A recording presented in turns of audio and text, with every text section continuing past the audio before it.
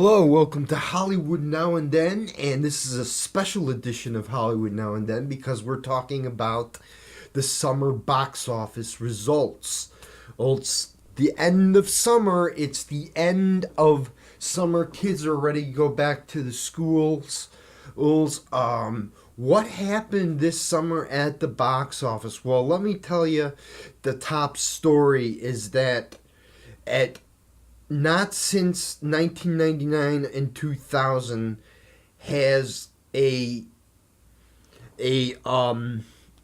movie out of the summer or been number one at the box office ever since in Spider-Man and Star Wars Attack of the Clones owns we've had a summer movie rule the summer box office.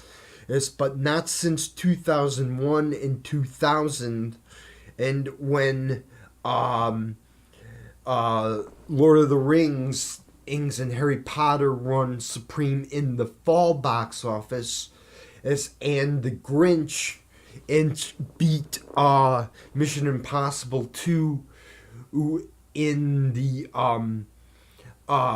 holiday box office. It hasn't been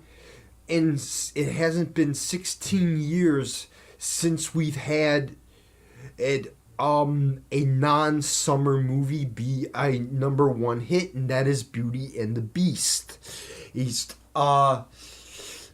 Although what was interesting about this summer is the DC Comics versus the Marvel movies.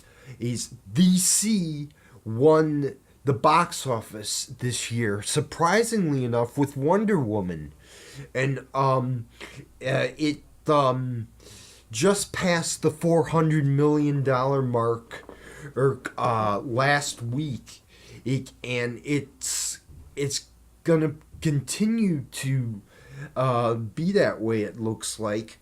On the Marvel side, you had Guardians of the Galaxy Volume 2 being the tentpole picture coming out, and then in July you had Spider-Man Homecoming, which they keep making these Spider-Man movies with because Spider-Man is now an Avenger.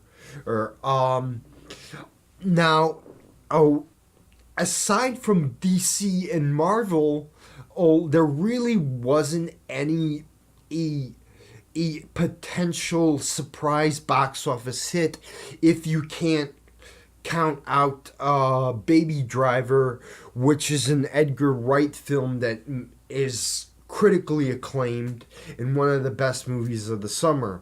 But you did have sequels to movies, franchise sequels that did not perform well at the box office, like Despicable Me 3.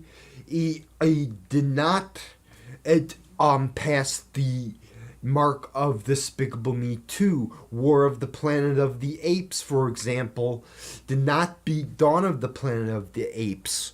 Transformers The Last Night ended up being the lowest grossing film in the franchise. Pirates of the Caribbean Dead Man Tells No Tales also became the lowest grossing film in the franchise. You had potential flops that had such big budgets like King Arthur Legend of the Sword, Valerian and the City of a Thousand Planets. It's little movies did well at the box office. Again this year, movies like The Big Sick, The Beguiled, Wind River, or Kidnapped with Halle Berry, The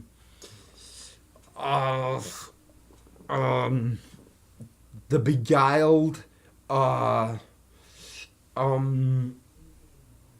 what else was a big summer?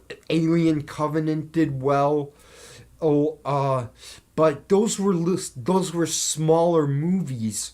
The summer box office of 2017 in belongs to Wonder Woman, and it belongs to woman-driven movies. You have Wonder Woman. You have Girls Trip. You have all these female-driven films like The Big Sick and The Beguiled, and Girls Trip. So the summer box office belonged to female-driven roles this year. Very surprising, and I think it's a good sign that we're gonna see a lot of good movies. And I did forget the movie Dunkirk, which was the only original film directed by Christopher Nolan that surpassed everybody's expectations because it's got a 94 percentile on RottenTomatoes.com. So that's the summer box office results. We're going into the last 2 weeks of summer, which should be a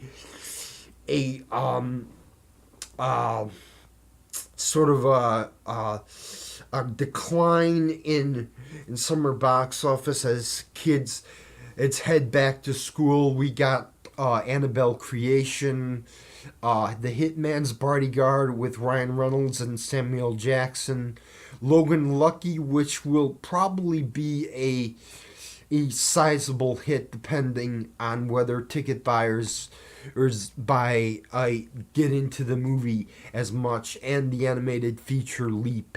So I'm Joe Callahan. That's the summer box office results of 2017, and I hope you did see Wonder Woman because it was a great film, a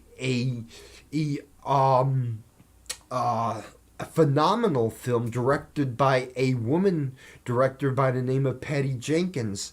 And so that's our special edition of Hollywood Now and Then. And I'm Joe Callahan, and for my YouTube channel, I'll talk to you later. Bye.